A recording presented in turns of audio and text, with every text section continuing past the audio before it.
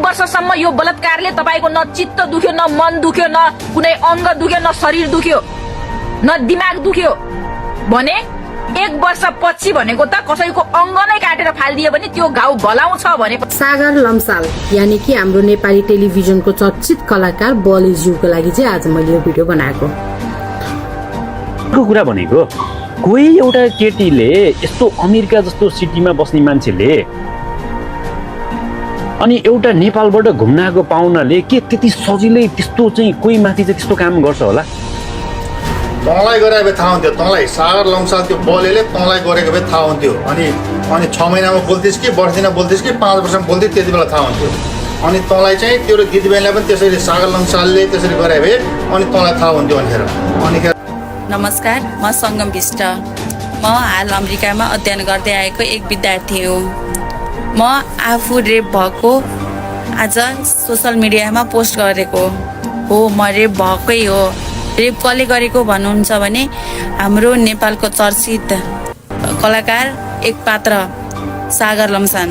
अमेरिकाबाट केस हाल्ने भएको बलेलाई चाहिँ अमेरिकाबाट केस हाल्ने यो नारी लाज शरम पचाकी इज्जत नभकी आखिरीकारमा किन 1 साल पछि यो सबै घटना भएको 1 साल पछि आएर अहिले सोसल मिडियामा एउटा फेसबुकको माध्यमबाट यति लामो शायरी लेखेर यसले चाहिँ बललाई फसाकी एउटा स्ट्याटसकै भरमा पनि पुलिस प्रशासनले पनि किन छोप्यो भन्ने कुरा हो।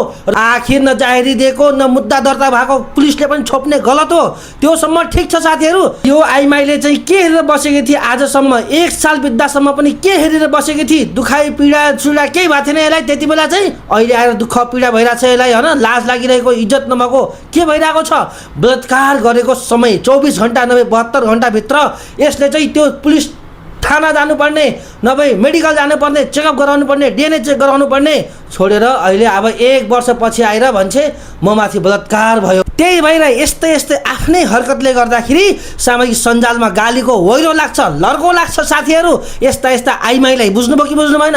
हाम्रो चिर परिचित सोसल मिडिया आफ्नै टिभी सिरिज भद्रगोल सक्कीगोनी जस्ता टिभी सिरिजबाट छुट्टै आफ्नो नाम र पहिचान बनाएका बले उर्फ सागर लम्साललाई चाहिँ यसले फसाइ छोडी। आखिर यति पनि सोचिन कि यसले यो आइमाईले यसको घरमा पनि फ्यामिली छ, बच्चा छ भन्ने पनि दिमागमा नसोच्दै कि यो आइमाईले आखिरकार 1 वर्ष पछिको घटनालाई लिएर आएर फुरुक गर्न लागि र अझ आएर अहिले के भन्छ कि नमस्कार म बिमला विष्ट भन्दै आकी छ, नमस्कार म सङ्गम विष्ट भन्दै आकी छ अझ मिडियामा। साथीहरू यसका कुरा सुन्नुपर्छ। आज यसले के भनिराकी छ र यसलाई कतिले गाली गरेका छन्, के भनेका छन्, को सपोर्टमा छन् यसको त्यो पनि हेर्नेछौँ हामी। च्यानलमा नयाँ हुनुहुन्छ भनेपछि च्यानललाई सब्सक्राइब गर्नु होला साथीहरू।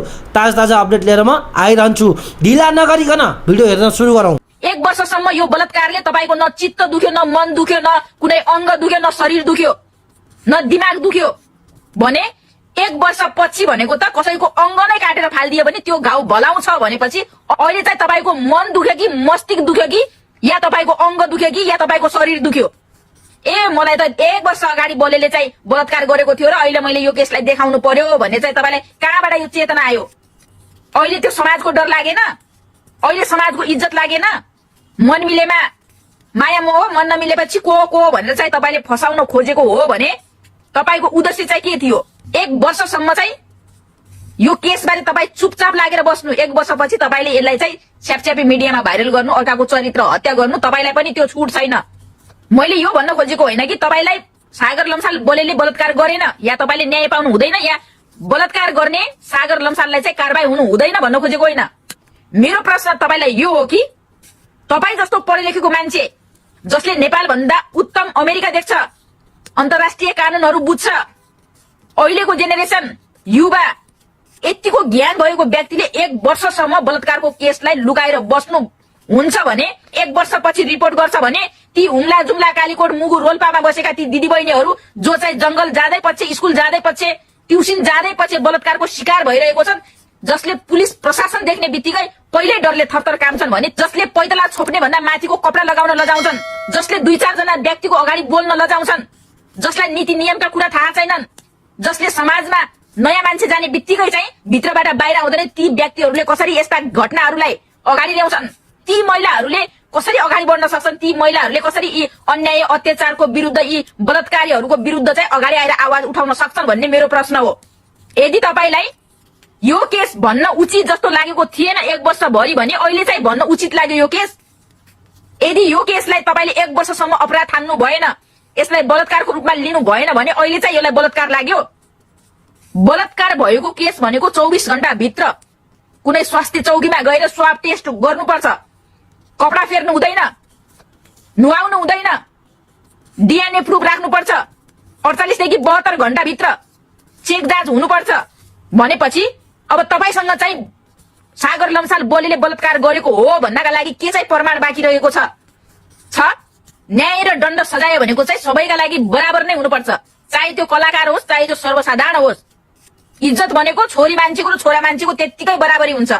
त कम भयो, अझ यो भन्दा पनि खतरनाक तरिकाले यसलाई गालीको बर्सात भएको छ यो आइमाईलाई। साथीहरू, युवती यो आफ्नो ठाउँमा ठिक होली, ठिक छ, तर पनि हामी 3 करोड नेपालीको मनमुटु बस्न सफल भएका बलेमाथि यसले नराम्रो प्रहार गरेकी छी। यति मात्रै होइन, हामी अर्को पनि हेरौँ भिडियो।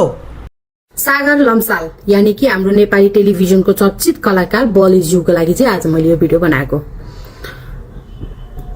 हैन। 1 वर्ष अगाडि के भयो कसो भयो त्यो मलाई थाहा छैन हैन, के थियो कसो थियो त्यो पनि मलाई थाहा छैन, मतलबको कुरा पनि होइन।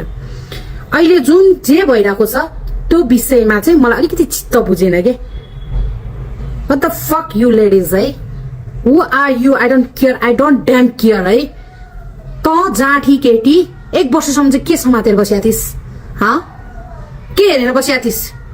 यो 1 वर्ष बीचमा तैले रिपोर्ट गर्नुपर्छ, त्यसलाई चाहिँ हैन रेप केसमा हाल्नुपर्छ भन्ने तेरो थिएन? तत्कालीन तैले चाहिँ यो केस चाहिँ त्यतिखेर हाल्नुपर्छ भन्ने तँलाई लागेन? 1 वर्षपछि व्हाट द हेल, थु के लाग्दी।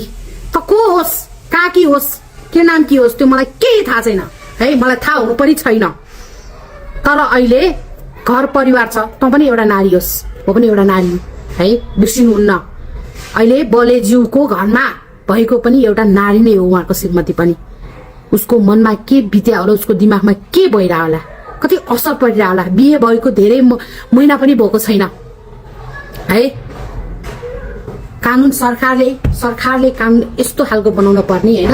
रेप कतै भइहाल्यो, बलात्कार जस्तो कुरा भइहाल्यो भने पनि 24 घण्टा पछि चाहिँ त्यसलाई रेप भनेर चाहिँ मान्यता नदिने कानुन हुनु पर्यो क्या। अब यो त कस्तो भयो भने मोज मस्ती गर्ने, एकअर्कामा सहमतिमा हिँड्ने, सुत्ने मुत्ने उठ्ने खाने, अनि वर्षौं बितेपछि हैन उसले भनेको इच्छा आकांक्षाहरु चाहिँ पूरा हुन नसकेको क्रममा चाहिँ बलात्कारको केस लगाइदिने।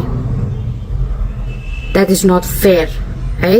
मेरो लागि चाहिँ मेरो कुरा चाहिँ मेरो राइट्सको कुरा चाहिँ है, द्याट इज नट फेयर। र त केटीलाई म के प्रश्न गर्न चाहन्छु भने नि, यो 1 वर्षसम्म केस कसको के समातेर बसेका थिइस् र अहिले आएर किन यो केस लगाउँदैछस्? के को लागि? यो प्रश्न तँलाई है। सक्छस् भने नाम परिवर्तन गरेर हैन क्या, फेस टु फेस हुन आइजा है। बलेजीको म कोही पनि होइन, तर पनि तँलाई यदि त्यस्तो हेरेस नै गरेको थियो, रेप नै गरेको थियो, जबरजस्ती नै थियो त्यो कुरा भने आइजो घर परिवारमा कुरा गर्नलाई बसेर है। तँलाई भनेको मैले यो बलिस ओल्डीले शरीरको वस्त्रै च्यातेको र शरीरलाई यातनै दिएर चाहिँ शारीरिक सम्पर्क राखेको छ भने त्यसलाई चाहिँ बलात्कार भन्न सकिन्छ। होइन भने चाहिँ यो हुन्न नाइ भन्दै राखेको शारीरिक सम्पर्कलाई बलात्कार भन्न थाल्यो भने चाहिँ त्यो संसारको म भन्दा बाहेक अरू सबै पुरुषहरू चाहिँ बलात्कारी नै भनेर घोषणा गर्दा पनि फरक पर्दैन र यो भिडियो हेर्ने मान्छे पनि बलात्कारी नै हो। तपाईलाई आजको दिनमा जसले जे भने पनि यो युवतीको खिलाफमा भएपछि यो संगम विष्ट भनेर चिनिने युवतीको खिलाफमा जसले जे भने पनि तपाईलाई पनि राम्रै लाग्छ के, बुझ्नुभयो नि? किनभने हरकतै यस्तै गरेकी छी यो युवतीले। अब मलाई पनि यसरी जवाफ दिन मन त थिएन, तत्त मोमो भन्न पनि मन थिएन, र पनि मैले पनि चित्त बुझेन, यसको क्रियाकलापले चित्त बुझेन। यति मात्रै होइन, अरू पनि हेरौँ हामी। सागर लम्साल बलेले जुन यो एउटा विष्ट बहिनीलाई चाहिँ यस्तो बलात्कार गर्यो भन्ने कुरा आइरहेको छ, यसमा सामान्य एउटा लोजिक लगाएर चाहिँ सोच्नु अलिकता मात्र के, धेरै दिमाग लगाउनु पर्दैन के।